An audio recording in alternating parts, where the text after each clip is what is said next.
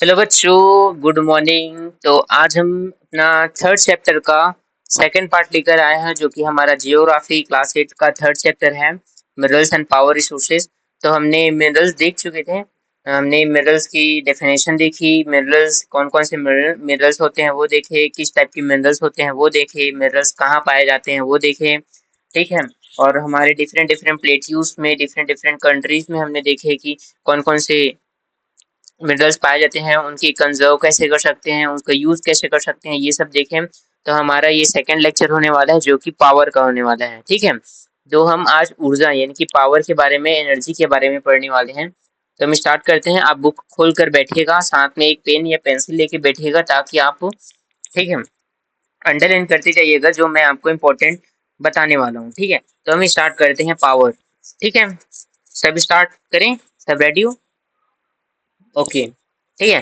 तो हमारा है ऊर्जा। तो ऊर्जा यानी कि पावर क्या होती है? Power is a important part of our daily life. ठीक है। ऊर्जा हमारे जीवन के एक महत्वपूर्ण भाग होते हैं। ठीक है। ऊर्जा से हम बहुत कुछ हम क्या करते हैं? हम एनर्जी पाने के लिए हम खाना खाते हैं। ठीक है। उसी तरह सूर्य भी ऊर्जा देती है, सन भी एनर्जी देता है हमें। ठीक है। डिफरेंट डिफरेंट टाइप की एनर्जीज होती हैं। ऊर्जा की हम यूज कहाँ कर सकते हैं, हमें कहाँ कहाँ रिक्वायर्ड होती है। ठीक है।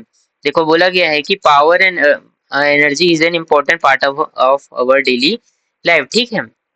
ये हम इसका उपयोग इंडस्ट्रीज में कहते हैं, जैसे थर्मल पावर हो गया, वाटर पावर हो गया। ठीक है। ये एग्रीकल्चर में यूज कर सकते हैं। ठीक है। ट्रांसपोर्ट में यूज कर सकते हैं। देखो, गाड़ी को चलने के लिए क्या पावर चाहिए ना? पावर कहाँ से मिलते हैं? हम पेट्रोल डलाते हैं, डीजल डलाते हैं उसमें। ठीक है। उसी तरह कम्युनिकेशन कम्युनिकेशन में कम्युनिकेशन कम्युनिकेशन कम्युनिकेशन हम कहाँ से करते हैं? मोबाइल से। तो मोबाइल को चलने के लिए क्या टावर की जरूरत होती है, नेटवर्क की जरूरत होती है। तो ये भी एक पावर हो गया। ठीक है। डिफेंस में हम पावर का यूज कर सकते हैं, जैसे कि हम न्यूक्लियर पावर का यूज कर सकते हैं, परमाणु बम्स वगैरह बनाते हैं। ठीक है। तो ये रहती है हमारी पावर्स की यूज रहती है। ठीक है। तो ऊर्जा, ये टाइप ऑफ एनर्जी क्या होती है? ठीक है। अब पावर के हमें रिसोर्सेज कहाँ कहाँ से हमें पावर्स मिलते हैं और कैसे कैसे टाइप की ये पावर्स होती है, तो हम उसे देखते हैं। ठीक है। तो energy resources are mainly divided into two part. ठीक है। दो भाग में इसे बांटा गया है। पहला होता है कन्वेंशनल और दूसरा है नॉन कन्वेंशनल, यानी कि पहला पारंपरिक हो गया और दूसरा होता है गैर पारंपरिक। सर, पारंपरिक या गैर पारंपरिक क्या हो गया? ठीक है। पारंपरिक वो हो जाता है जिसे हम बनाते हैं। ठीक है। हम उसे, जैसे कि पारंपरिक ऊर्जा स्रोत मैं, चलो आगे स्पेशल आपको डेफिनेशन के थ्रू मैं आपको बताऊंगा। ठीक है।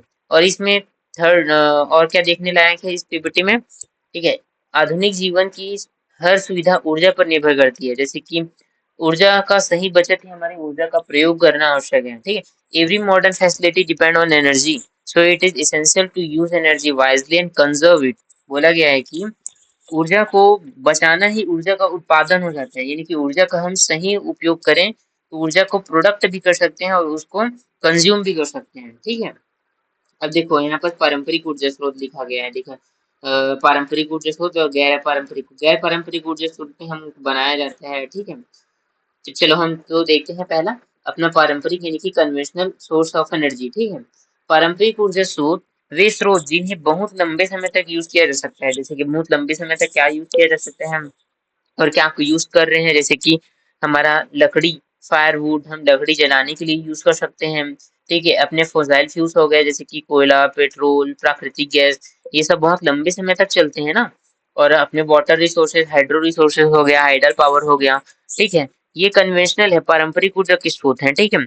जो जल है, जल से मिल जाता है, सन से मिल जाता है, फोसाइल फ्यूल से मिल जाता है। ठीक है। अब जलाऊ लकड़ी का उपयोग हम खाना बनाने के लिए करते हैं, घर को गर्म करने के लिए करते हैं, जैसे कि ठंड के दिनों में गांव तरफ जाओ तो लकड़ी जलाकर आपके सामने ऐसे बैठ जाते हैं, जिससे उनको गर्मी महसूस होती है। ठीक है। हम गांव तरफ खाना बनाने के लिए लकड़ी का यूज कर सकते हैं। देखो, ठीक है। भारत के गांव में 50% से अधिक ऊर्जा की आवश्यक जलाऊ लकड़ी से ही की जाती है। ठीक है। यहाँ पर 50% ऑफ द जो विलेज के लोग हैं वो लकड़ी का फायरवुड का यूज कर सकते हैं फूड बनाने के लिए। ठीक है। खाना बनाने के लिए। और दूसरा होता है फोसाइल फ्यूल। लाखों वर्ष पहले पेड़ पौधे, जीव जंतु के अवशेष धरती के अंदर दब गए। जब डायनासोर था, देखो डायनासोर के काल था, तो ये सब क्या हो गया, जब यहाँ पर बहुत ज्वालामुखी गिरा या फिर वहां से बोला जाता है ना एटमॉस्फेयर से बहुत सारे बम आग के गोले गिरे, तो ये सब जो डायनासोर्स है वो पृथ्वी के नीचे दब गए। और पृथ्वी के नीचे ये लाखों साल तक दबे, उसके बाद इनके जो हड्डी है, पूरा शरीर है, मांस है, वो ये सब अपघटन होके यानी कि इसका डिग्रेडेशन होके ये फोसाइल फ्यूल्स में बदल गए। ठीक है, यही फोसाइल फ्यूल्स जब पेड़ पौधे दबे तो कोयला बना। ठीक है, जीवाश्म ये जानवर वगैरह दबे तो क्या बना, पेट्रोलियम बना, प्राकृतिक गैस बनी, नेचुरल गैस बनी। ठीक है, और ये क्या है फोसाइल फ्यूल, ये लिमिटेड होते हैं, मैंने पहले भी पढ़ाया हुआ है। ठीक है, आपको अपना रिसोर्सेज चैप्टर पहला है उसमें पढ़ाया हुआ है कि जो फोसाइल फ्यूल्स होते हैं ये सब लिमिटेड होते हैं, इनका ज्यादा उपयोग करने से ये खत्म भी हो जाते हैं और इसको बनने में वो उनका टाइम लाखों वर्षों का टाइम लगता है। ठीक है, इनका उपयोग तेजी से बढ़ रहा है, इसलिए ये भविष्य में समाप्त हो सकते हैं। देखो, हम पेट्रोलियम, अभी पेट्रोल बहुत कम हो गया है, पेट्रोल बहुत महंगा भी हो गया है। क्यों महंगा हुआ है? क्योंकि ये बहुत कम हो गया है, बहुत कम कम मतलब आसानी से मिलता नहीं है। ठीक है, नेचुरल गैस भी कम हो गई है। ठीक है, नेचुरल गैस में जैसे कि अब मीथेन वगैरह पाए जाते हैं। ठीक है, हम सीएनजी वगैरह यूज कर सकते हैं, ये नेचुरल गैस ही होती है, इसे बनाया बाहर से नहीं, हालांकि इसे साफ किया जाता है। ठीक है, क्लीन किया जाता है। ठीक है, अब अपना थर्ड क्या हो गया, कोयला।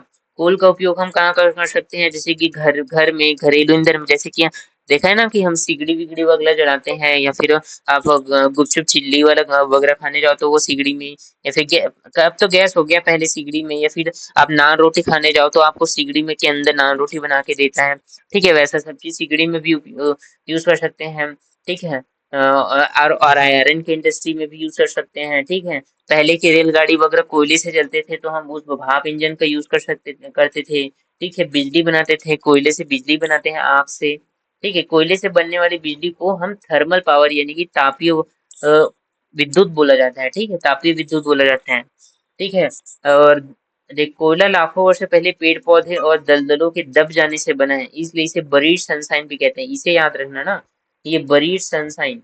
ठीक है, ठीक है, ये बरीड सनशाइन बहुत इंपॉर्टेंट होता है, बोला गया है कि पेपर में से आ जाएगा एक लाइन में कि what is the buried sunshine. ठीक है, यही फिर किसे हम बरीड सनशाइन कहते हैं। ठीक है, ऐसा आ जाएगा तो हम कोयले को ही बरीड सनशाइन बोला जाता है। ठीक है, ये इंपॉर्टेंट हो जाता है, इंपॉर्टेंट फैक्टर हो जाता है, ये इसे स्टार मार्क कर लो। ठीक है, ठीक है, ये स्टार है, ये इम्पोर्टेंट हो जाते हैं। ठीक है, अब ये ये कैसे बनते हैं, प्रेशर और टेम्परेचर हीट वगैरह से बनते हैं। पहले देखो, पेड़ पौधे दब गए। ठीक है, अब ये दबे, फिर इसमें ठीक है बहुत सारे प्रेशर टेम्परेचर बना, फिर ये धीरे धीरे कोयले में बदल गए। ठीक है, अब ये कहाँ कहाँ पाया जाता है, जैसे कि चीन है, अमेरिका है, ठीक है, जर्मनी है, रूस है, ठीक है, साउथ अफ्रीका है, फ्रांस है, इंडिया है, यहाँ सब वगैरह पाए जाते हैं। ठीक है, भारत में कौन कौन से इंपॉर्टेंट एरिया हो गया, जैसे कि झारखंड का रानीगंज, झरिया, धनबाद, बोकारो, ये सब पूरा कहाँ हो जाता है, झारखंड में हो जाते हैं। ठीक है,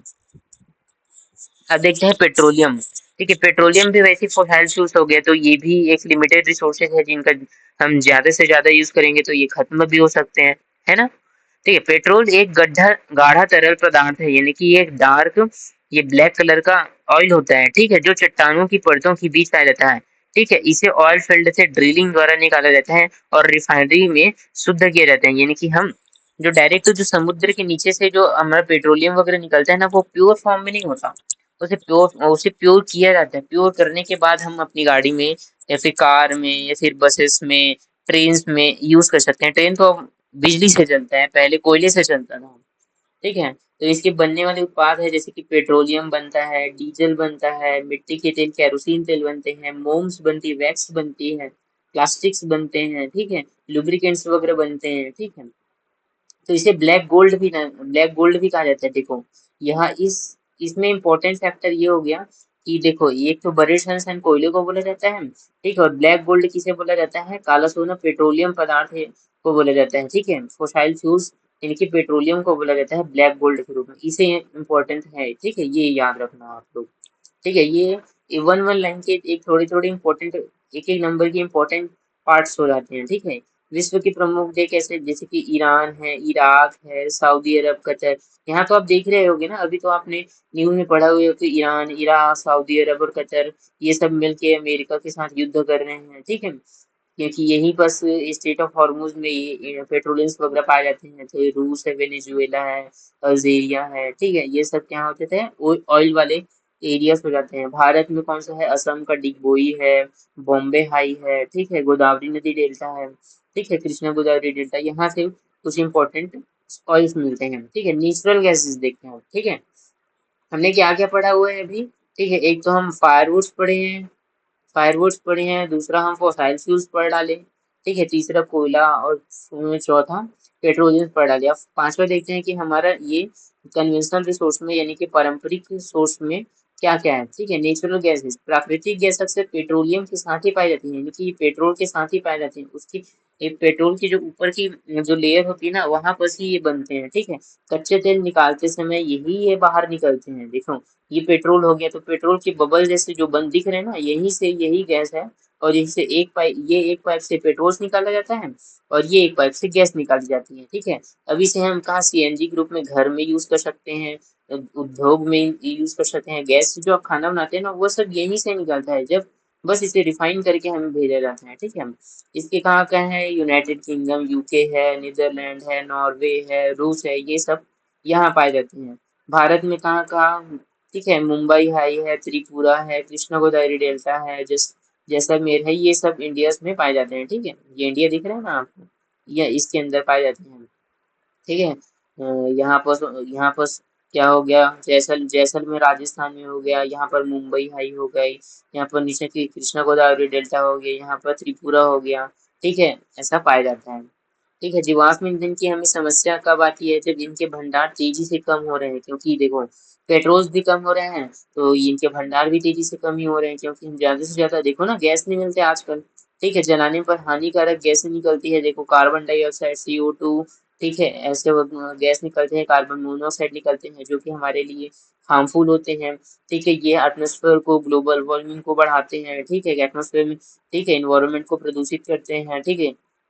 इसलिए अब अच्छा क्लीन और गैर पारंपरिक स्रोत का अधिक ध्यान दिया जा रहा है, यानी कि गैर पारंपरिक स्रोत जैसे कि हम वाटर एनर्जी के रूप में जा रहे हैं, एयर एनर्जी में जा रहे हैं, ठीक है।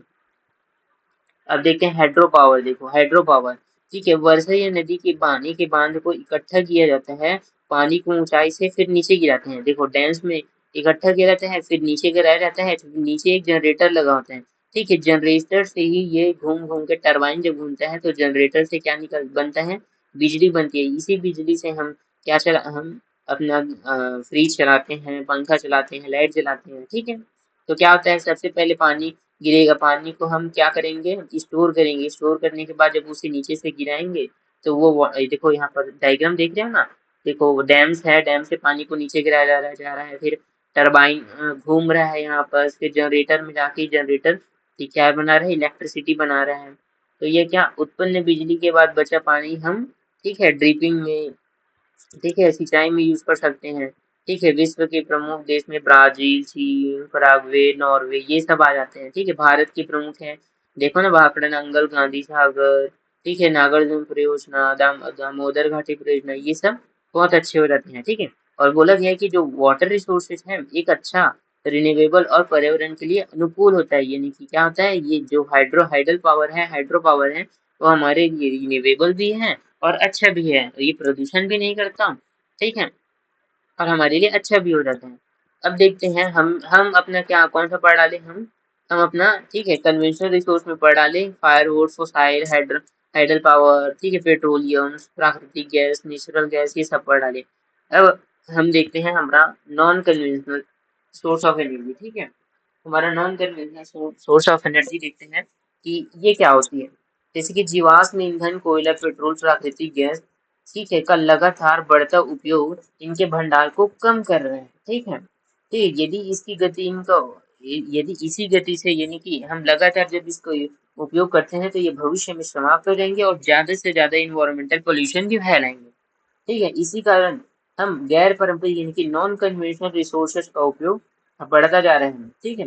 ये नॉन कन्वेंशनल रिसोर्सेज अब क्या हो जाते हैं, ये रिन्यूएबल होते हैं, क्लीन होते हैं, पर्यावरण यानी कि हमारे इन्वायरमेंट के लिए भी इतना हार्मफुल नहीं होते, ठीक है।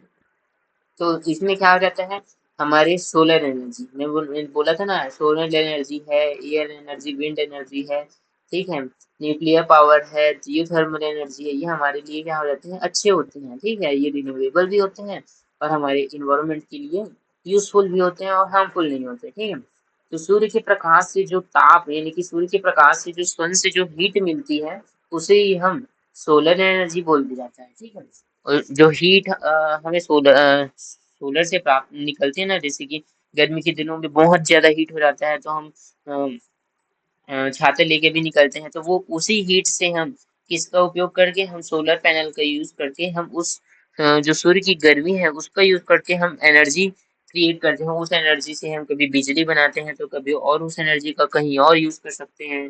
ठीक है, सोलर सेल से सूर्य के प्रकाश को बिजली में बदल दिया जाता है। जैसे कि मैंने बताया ना कि सोलर सेल का उपयोग करके हम बिजली बनाते हैं सूर्य के प्रकाश से। कई सोलर सेल मिलकर सोलर पैनल बना देते हैं। जैसे कि ये इनमें से एक सोलर सेल बोलेगा, ये पूरे को हम सोलर पैनल बोलेंगे। ठीक है, ये सूर्य के, ठीक है, किरणें को, ठीक है, एब्जॉर्व करके ये बना रहे हैं। ठीक है, तो उपयोग कहाँ का कर सकते हैं हम, बिजली में, सोलर हीटर में, सोलर कुकर बनाने में, ठीक है, सोलर ड्रायर में, सड़क की लाइटें जलाने में, ट्रैफिक सिग्नल जलाने में, इसका हम ऐसा यूज कर सकते हैं। अब ये देखो, ये विशेषता देखो, भारत जैसे उष्ण कटिबंधीय यानी कि ट्रॉपिकल देशों में बहुत उपयोगी होता है। देखो, क्योंकि भारत में गर्मी के दिनों में बहुत गर्मी पड़ती है। ठीक है, और ऐसा नहीं कि हमारे एरिया में हमेशा गर्मी पड़ती है, ठंडी भी पड़ती है, बरसात भी आती है, लेकिन इंडिया एक ऐसा देश है जहाँ पर 80 to 70% मतलब हर सीजन में धूप निकलेगा ही। ठीक है, और अच्छी धूप निकलती है क्योंकि ये ट्रॉपिकल एरिया में होता है। ठीक है, ट्रॉपिकल एरिया सारे देश होते हैं वहां पर गर्मी ज्यादा पड़ती है।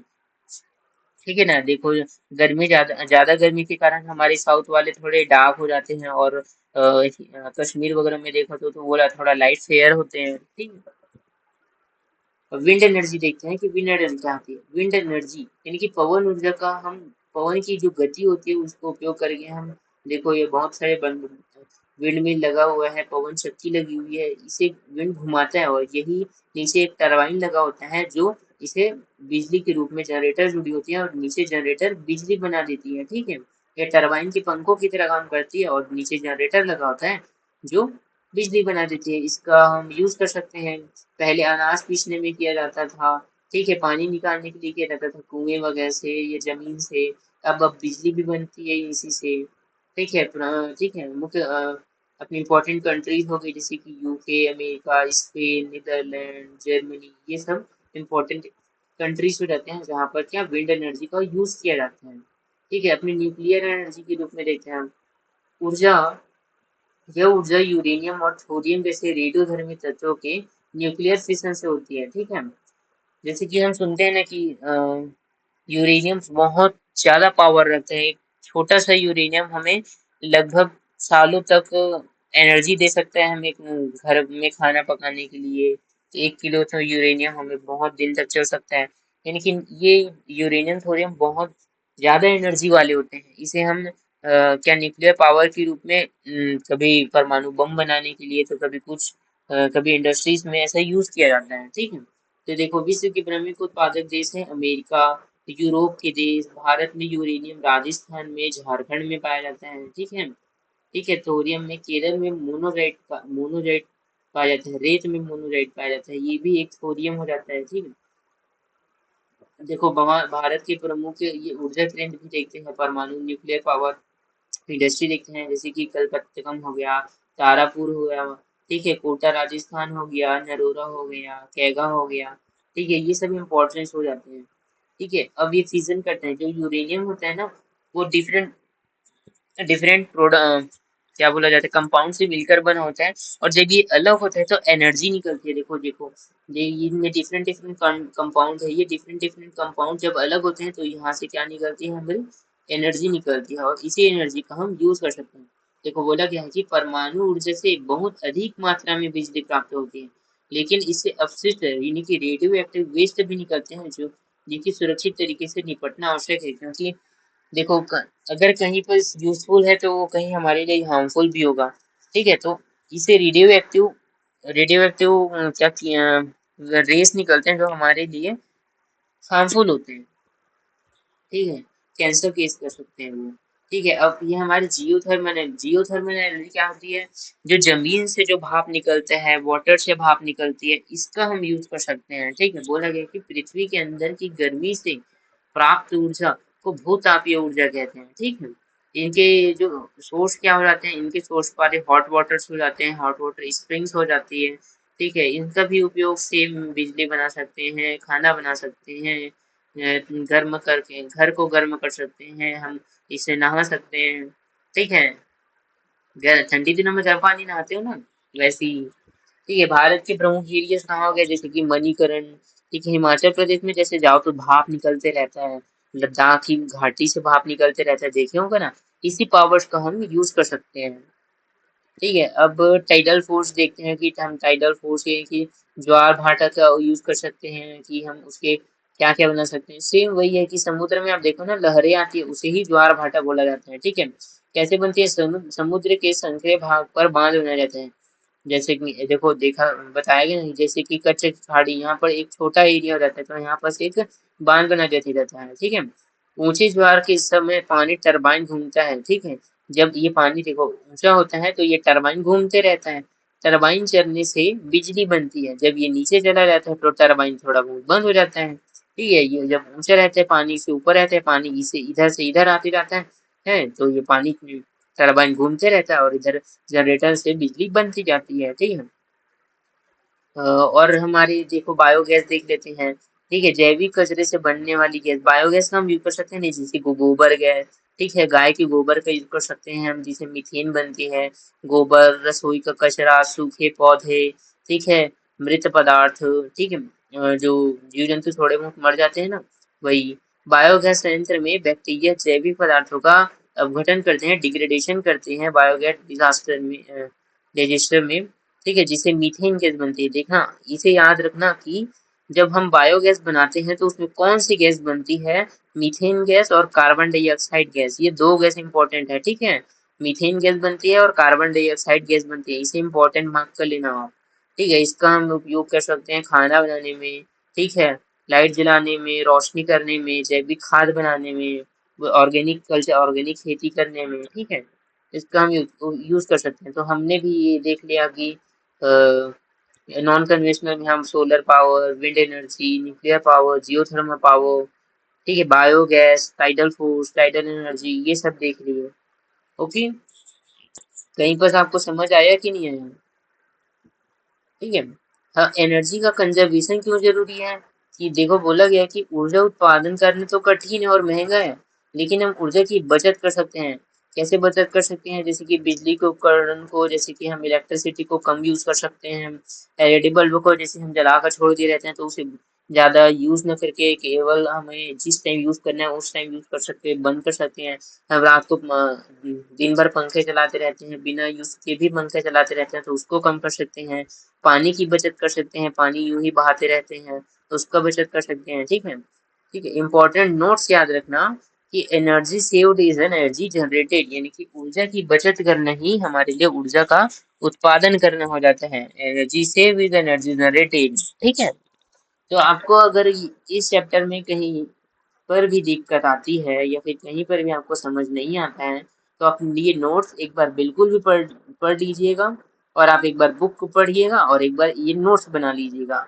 ये नोट्स के फॉर्म पे है, आपको पेपर में आएगा तो ऐसे ही नोट्स बना के लिखना है, ना कि बहुत सारे लेंदी लेंदी 4 5 10 लाइन के ऐसे कुछ लिखने हैं। ठीक है, तो उम्मीद करता हूँ आपको अच्छे से समझ आया होगा, और अगर आपको अच्छा लगा होगा, ये नोट्स अच्छे लगे होंगे तो आप कमेंट में जरूर करिएगा, मैं कमेंट में पिन करके इसे भेज दूंगा। ठीक है, डिस्क्रिप्शन में डाल दूंगा या कोई बात नहीं।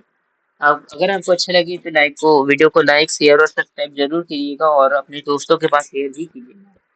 चलो मैं चलता हूँ, बाय बाय, नेक्स्ट लेक्चर में मिलते हैं।